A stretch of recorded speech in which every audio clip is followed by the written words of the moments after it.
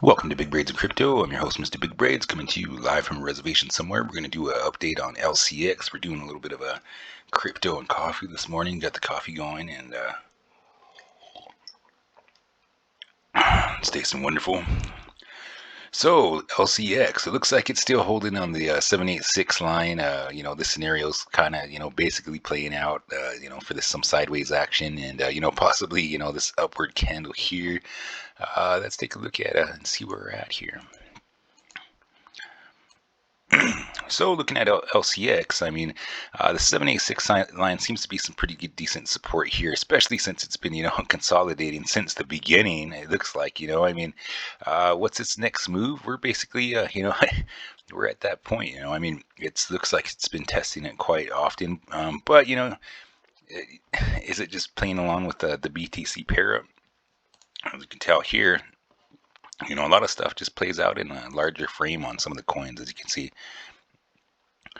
We had this here, and then this little movement here, and then still, gradually going across the bottom there. So, I mean, this is just like on a grander scale as far as the effects of LCX and BTC pair up on this one. So it's basically got that same type of scenario going.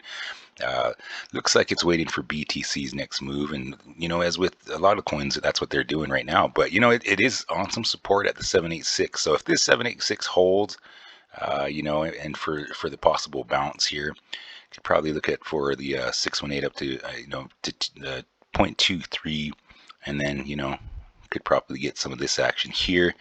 26.265 would probably be the the break. Once it gets up and over this point, then we're starting to look at probably some consolidation, and then one of these up for the next leg up. But as of right now, it's just trucking on the 786.